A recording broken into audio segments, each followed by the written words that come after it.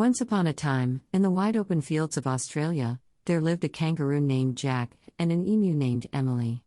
Jack was a strong and mighty kangaroo, with long, powerful legs and a tail that could balance him perfectly as he hopped from place to place. Emily, on the other hand, was a bit of a goofball.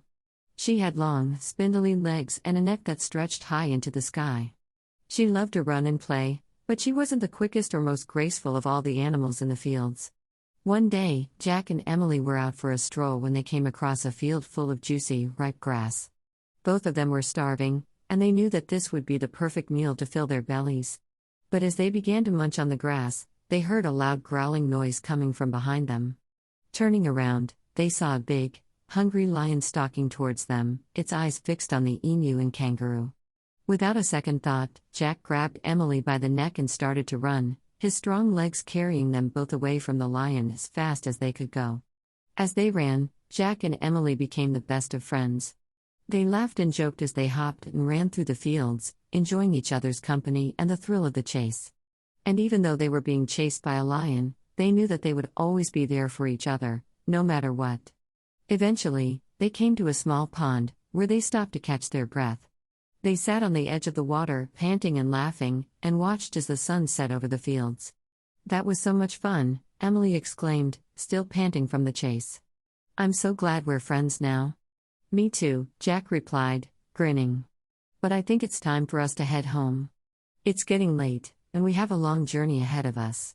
So, hand in hand, Jack and Emily set off into the sunset, ready to face whatever adventures came their way. And as they hopped and ran through the fields, they knew that they would always be there for each other, no matter what.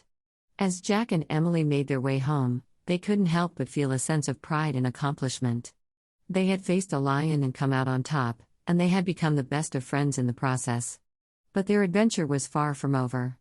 As they hopped and ran through the fields, they encountered all sorts of obstacles and challenges. There were steep hills to climb, thorny bushes to navigate, and even a few rainstorms to dodge. But through it all, Jack and Emily remained by each other's side, always there to lend a helping hand or a comforting word.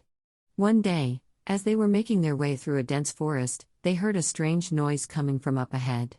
It sounded like a loud, rumbling growl, and it seemed to be getting closer and closer. "What do you think that is?" Emily asked nervously, her eyes wide with fear. "I don't know," Jack replied, his ears perked up and alert. "But I think we should be careful. Whatever it is, it doesn't sound very friendly." As they moved closer to the source of the noise, they saw a flash of movement in the trees. It was a large, dark shape, moving quickly through the underbrush. "It's a bear," Emily cried, her eyes growing even wider. "We have to run." But Jack knew that they couldn't outrun a bear. It was too fast and too strong. So instead, he stood his ground and faced the bear, puffing out his chest and letting out a loud, fierce roar. The bear, startled by the sudden noise, stopped in its tracks and looked at Jack and Emily. For a moment, they all stood there, staring at each other, not sure what to do next. Then, to Jack and Emily's surprise, the bear spoke. "Who are you?" it asked, its voice deep and gruff. "And what are you doing in my forest?" "I'm Jack," the kangaroo replied, trying to keep his voice steady. "And this is my friend Emily. We're just passing through, looking for food and a place to rest." The bear thought for a moment, then nodded its head. "Well, you can't stay here," it said.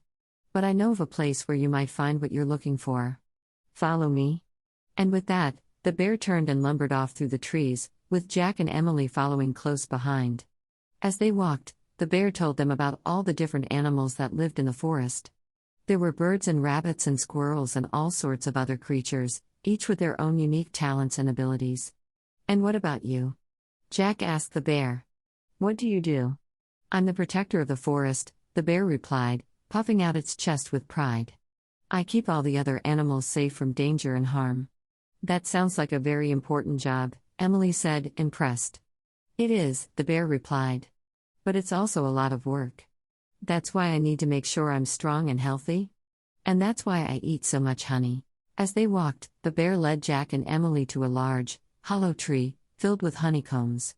"This is my stash," the bear said, grinning. "Help yourselves." Jack and Emily were delighted by the bear's generosity, and they spent the rest of the day feasting on honey and chatting with their new friend.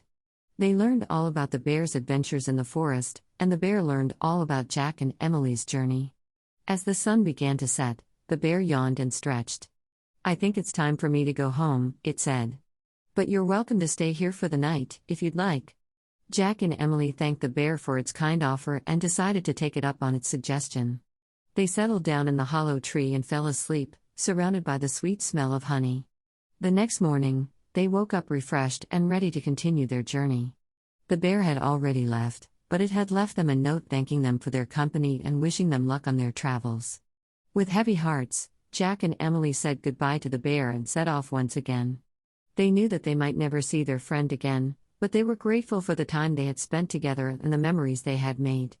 As they hopped and ran through the fields, they encountered all sorts of new adventures and made many more friends along the way. But no matter where their travels took them, they always remembered their time in the forest with the kind and generous bear, and they knew that they would always be there for each other, no matter what. The end.